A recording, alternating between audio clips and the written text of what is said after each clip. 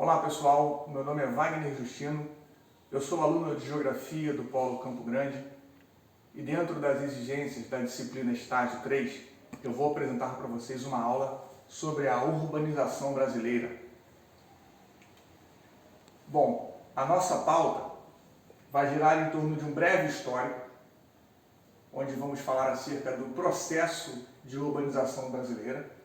Dentro da linha do tempo, nós vamos analisar um gráfico que gira em torno de 70 anos para vermos a evolução dessa urbanização, desse processo. As desigualdades, onde vamos analisar as diferenças do processo de urbanização dos diversos estados brasileiros, e principalmente nas regiões do Brasil. Os problemas urbanos que são decorrentes dessa urbanização. E, por fim, falar um pouquinho sobre a urbanização carioca. Sobre o impacto da intensa urbanização, as crianças tornam-se uma fonte natural a serem moldadas pelas escolas e a servirem de alimento para a máquina industrial.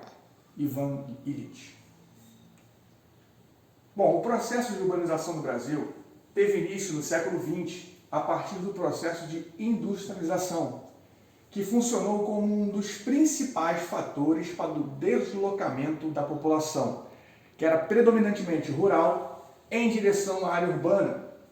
Esse deslocamento, também chamado de êxodo rural, provocou a mudança de um modelo agrário exportador para um modelo urbano industrial. E atualmente, mais de 80% da população brasileira vive em áreas urbanas. Isso equivale aos níveis de urbanização dos países mais desenvolvidos do mundo. Até 1950, o Brasil era um país de população predominantemente rural. E as principais atividades econômicas estavam associadas à exportação de produtos agrícolas. A nossa história gira em torno de grandes propriedades que produziam commodities para exportação, como a cana-de-açúcar, e aqui nós citamos o café. Mas a partir do início do processo industrial, que se dá ali em 1930, no governo de Getúlio Vargas, começou a se criar no país condições específicas para o aumento do êxodo rural.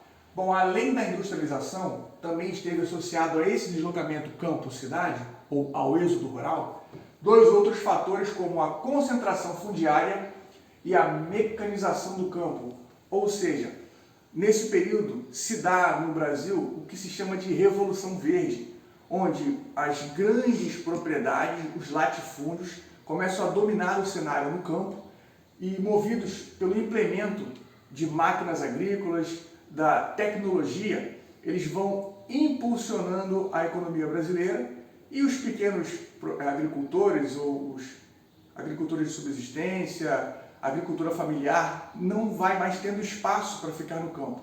E esse é um outro fator que gera o êxodo rural e, assim, a urbanização brasileira. Bom, nessa linha do tempo, nós temos aqui um gráfico que vai falar acerca da taxa de urbanização brasileira. Bom, é possível observar que em 1940, apenas 31% da população brasileira vivia em cidades. Foi a partir de 1950 que o processo de urbanização se intensificou, pois com a industrialização promovida por Getúlio Vargas e Juscelino Kubitschek, houve a formação de um mercado interno integrado que atraiu milhares de pessoas para o sudeste do país. Região essa que possuía a maior infraestrutura e, consequentemente, a que concentrava o maior número de indústrias.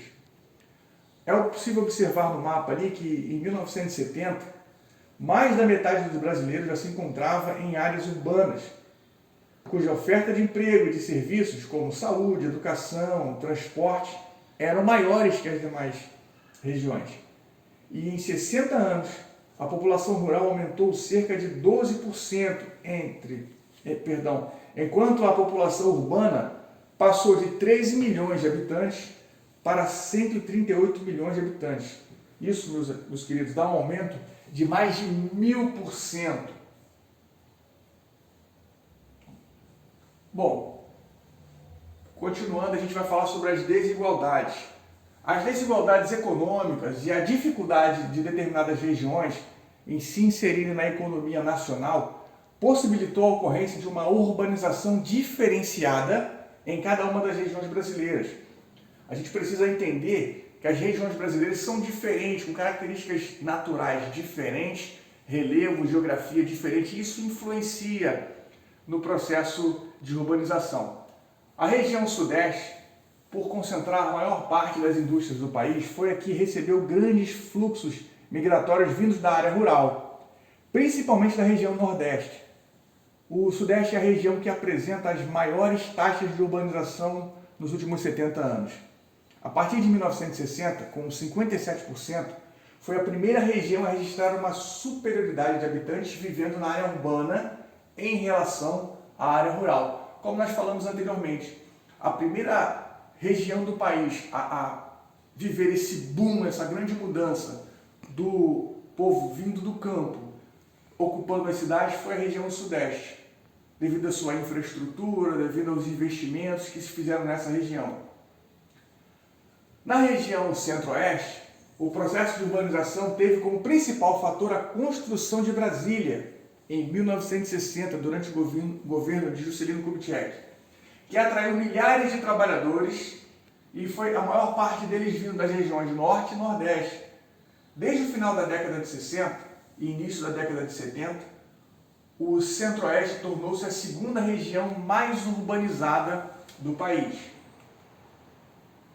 Vamos falar sobre o sul. Bom, a urbanização na região sul foi lenta até a década de 70, em razão de suas características econômicas de predomínio da propriedade familiar e da policultura, pois um número reduzido de trabalhadores rurais acabava migrando para as áreas urbanas. A região nordeste é que apresenta hoje a menor taxa de urbanização do país. Essa fraca urbanização está apoiada no fato de que essa região, ou melhor, dessa região, partiram várias correntes migratórias para o restante do país. Do Nordeste houve várias correntes migrando para o Sudeste, migrando para o Centro-Oeste e também para o Norte do país durante o ciclo da borracha. Além disso, o pequeno desenvolvimento econômico das cidades nordestinas não era capaz de atrair a sua própria população rural. Até a década de 60, a região norte era a segunda mais urbanizada do país. Porém, a concentração da economia do país no sudeste e o fluxo de imigrantes dessa para outras regiões fez com que o crescimento relativo da população urbana regional diminuísse. Bom, problemas urbanos, ou seja, problemas decorrentes da urbanização desenfreada, não preparada, não projetada. Favelização. Bem, o que são favelas? São ocupações irregulares nas principais capitais brasileiras, como no Rio de Janeiro e São Paulo, e elas são fruto do grande fluxo migratório em direção às áreas de maior oferta de emprego e do país, o emprego do país. A falta de uma política habitacional acabou contribuindo para o aumento acelerado das favelas no Brasil. Muitas pessoas atraídas pelo milagre econômico, pela chance de mudar de vida, veem nas grandes cidades essa possibilidade. Porém, as cidades não têm equipamentos urbanos suficientes para receber essas populações que vêm de outras regiões do país ou até mesmo do exterior, para ocupar o seu espaço, ocasionando situações como essa, aglomerações populacionais que são chamadas de favela, com baixa infraestrutura, sem coleta de lixo, sem meios adequados de subsistência, como saneamento básico, água corrente, dentre outros. A violência urbana também é um grande problema aí decorrente dessa urbanização intensa. Mesmo com o crescimento industrial do país e com a grande oferta de emprego nas cidades do Sudeste, não havia oportunidade de emprego bastante para o grande fluxo populacional que havia se deslocado em curto espaço de tempo. E por essa razão, o número de desempregados também era muito grande. Isso passa a gerar aumento de roubos, furtos e demais tipos de violência relacionadas a essas áreas urbanas. Então, a alta taxa de desemprego, a falta de perspectiva dos jovens, a falta de moradias adequadas, saneamento e infraestrutura gera na população esse dissenso e essa vontade de se rebelar. E isso aumenta, então, a violência urbana. Bom, outro fator é a poluição. Devido ao grande número de indústrias, automóveis, de habitações irregulares, né, de pessoas vivendo próximas a mananciais, rios, áreas que antes eram mangues, áreas de proteção ambiental, que são invadidas, são aterradas e as pessoas invadem essas áreas, isso impacta, né, o meio ambiente, como na emissão de gases poluentes, assim como na contaminação dos lençóis freáticos, dos rios e principalmente nos centros urbanos. Isso é muito comum nas capitais brasileiras. Outro fator que é decorrente da urbanização irregular é a impermeabilização do solo pelo asfaltamento e edificações. Ou seja, as construções, o asfalto, ele toma todo o solo, impedindo que a chuva penetre dentro do solo e vá para os lençóis freáticos. E isso, então, essa impermeabilização faz com que a água, não tendo para onde escoar, fique ali alojada, né, dentro das próprias cidades e acaba ocasionando essas enchentes, né, as inundações. Essas inundações também estão associadas ao desmatamento e ao lixo industrial e residencial, que fazem com que o problema das enchentes seja algo muito comum nas grandes cidades brasileiras. Bom, falamos um pouquinho sobre a urbanização carioca, ou seja, a urbanização da cidade do Rio de Janeiro. Nós temos aqui alguns momentos da história do Rio de Janeiro representados em fotos, né? Nós temos aqui o início da construção da Avenida Rio Branco. Isso nos remonta ali ao início do século XX, na gestão do prefeito Pereira Passos, que mudou a cara do Rio de Janeiro, ele transformou a cidade, né, demolindo muquiços, tirando ali aquela população que vivia nos espaços centrais do Rio de Janeiro, alargando as vias, e nós temos então como exemplo a Avenida Rio Branco. E eu coloquei aqui do lado uma foto da Rio Branco atualmente, que também nos lembra, não é, dessas mudanças urbanas que aconteceram no Rio de Janeiro ali entre 2014 e 2016, por conta das Olimpíadas, né?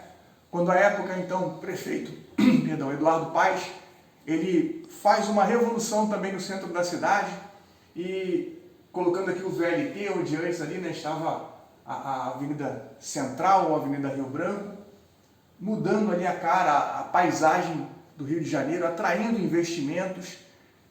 E a gente, como aqui, né, a gente pode perceber que muitas pessoas que viviam ali, né, nos bairros no entorno do centro acabaram também sendo deslocados para outras regiões. Né? É uma mudança urbanística muito bonita que atrai investimentos, mas esquece do morador, das pessoas que são desprovidas de recursos, que acabam, sim, sofrendo um impacto maior nessas mudanças. Aqui embaixo nós temos o início da construção ali do Parque do Flamengo, né, que os cariocas conhecem como o Aterro do Flamengo. E aqui do lado já o aterro hoje em dia é uma área que foi também aterrada, né, o nome já é bem comum, né, houve um alagamento ali da parte seca em direção ao mar, a fim de criar ali uma paisagem, um parque urbano que competisse com os parques mais bonitos do mundo. E trouxe também várias mudanças no cenário da cidade. Aqui embaixo, né, não poderia deixar de colocar o nosso bairro Campo Grande, ali no início do século XX, também um bairro extremamente rural, onde havia a produção intensa de laranjas, né, a agropecuária também era muito comum na cidade. E Campo Grande hoje, né, a região com o maior índice de desenvolvimento do Rio de Janeiro, com muitas indústrias e também uma das mais populosas do Rio de Janeiro. Se a área de Campo Grande era no passado rural, né, com muito espaço ainda, hoje há uma disputa intensa ali por espaços, pedaços, né? Muitos prédios têm crescido em Campo Grande, áreas anteriormente, né, como Magarça, que eram rurais, hoje já são intensamente habitadas por grandes investimentos, né, na área habitacional, né? Um fator interessante a ser lembrado em Campo Grande é que o crescimento ele está se desenvolvendo, mas não há uma preocupação com a infraestrutura. As ruas são as mesmas, a captação de água é a mesma, de onde, né, virá os recursos para suportar esse intenso crescimento. Bem, pessoal, eu vou terminando assim esta primeira parte da nossa aula. Agradeço a você por permanecer conosco, muito obrigado, um grande abraço a todos.